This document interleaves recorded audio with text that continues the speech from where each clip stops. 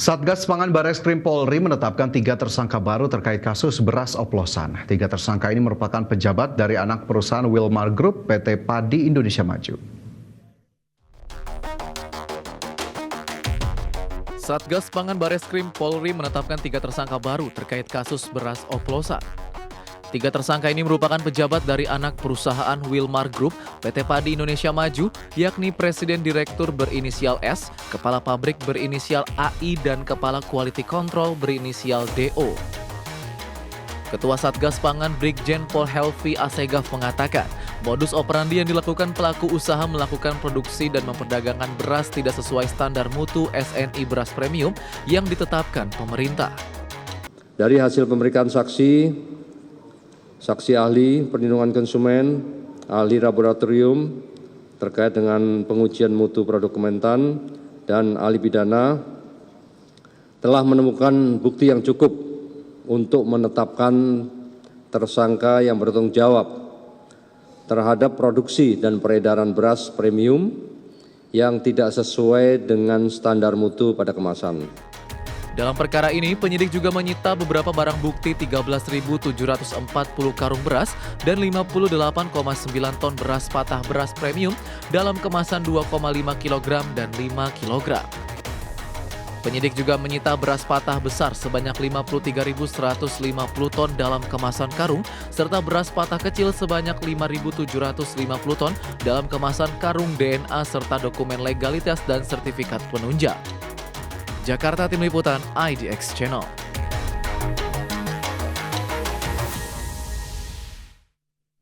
Tim Satreskrim Polresta Sidoarjo menggerebek pabrik beras premium oplosan di wilayah Krembung, Sidoarjo, Jawa Timur. Pabrik tersebut telah memproduksi beras premium oplosan sebanyak 14 ton per hari dengan kerugian negara mencapai 13 miliar rupiah. Inilah kondisi pabrik beras premium oplosan di kawasan padat penduduk di Desa Keper, Krembung, Sidoarjo. Dengan menggunakan mesin yang didatangkan dari luar negeri, usaha rumahan yang mengatasnamakan CV Sumber Pangan mampu memproduksi beras premium oplosan sekitar 14 ton per hari. Dari hasil pemeriksaan polisi, pelaku mengoplos beras pandan wangi dengan beras biasa dengan perbandingan 1 kg beras pandan wangi dicampur dengan 10 kg beras biasa yang diperoleh dari petani. Untuk melabui konsumen, pelaku mengemas beras premium oplosan ini dalam kemasan 5 kg dan 25 kg dengan merek SPG yang diberi tulisan Standar Nasional Indonesia dan Halal. Pabrik tersebut telah memproduksi beras premium oplosan sebanyak 14 ton per hari dengan kerugian negara mencapai 13 miliar rupiah. Dari hasil pemeriksaan yang kami lakukan kepada TSK untuk pendistribusiannya didistribusikan di wilayah Sidoarjo, kemudian Pasuruan, dan kami masih mendalami untuk pendistribusian di wilayah seluruh Jawa Timur. Dan dari hasil pengecekan di lapangan, ini masih kami dalam melakukan proses untuk menarikkan barang-barang yang masih beredar yang ada dijual-jual khususnya di wilayah Sidoarjo dan Pasuruan. Sementara pabrik pengoplos beras kini disegel dan ditutup untuk umum oleh polisi. Dari Sidoarjo, Jawa Timur, Pramono Putra, Tim Liputan IDX Channel.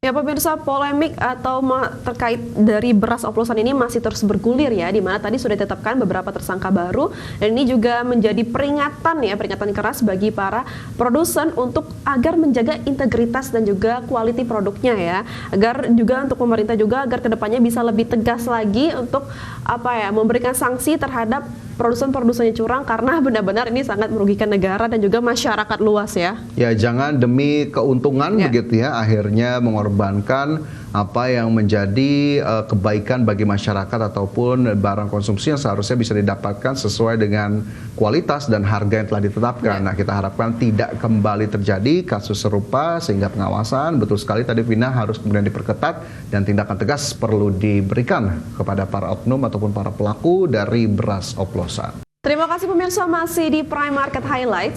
Kejaksaan Agung menyita 5 mobil mewah diduga milik Riza Khalid, tersangka kasus dugaan korupsi tata kelola minyak mentah. Ya, penyidik berupaya lakukan pemulihan kerugian negara.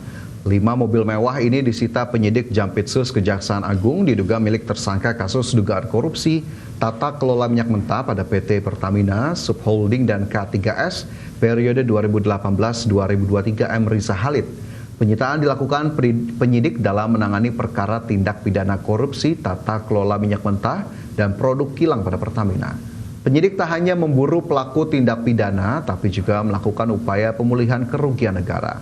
5 mobil mewah tersebut disita penyidik dari pihak terafiliasi dengan tersangka Riza Khalid. Pasalnya, penyidik telah melakukan 3 kali pemanggilan terhadap Riza Khalid, namun selalu mangkir. Selain kendaraan, tim penyidik juga mengamankan sejumlah uang dalam bentuk mata uang rupiah, dolar, dan mata uang asing lainnya. Dalam ini telah melakukan penyitaan paralel dengan kegiatan penyidik tidak hanya memburu dan memproses pelaku tindak pidana korupsinya, tetapi juga berusaha mencari dan menyita barang-barang bukti dan aset-aset yang terkait dalam rangka pemulihan kerugian negara. Dalam hal ini tadi malam tim penyidik sudah melakukan pencarian dan penyitaan terkait dengan perkara atas nama tersangka MRC.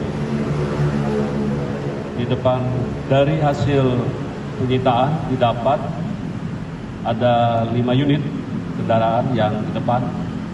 Ini ada Toyota Alphard, ada Mini Cooper, ada 3 mobil sedan Mercy.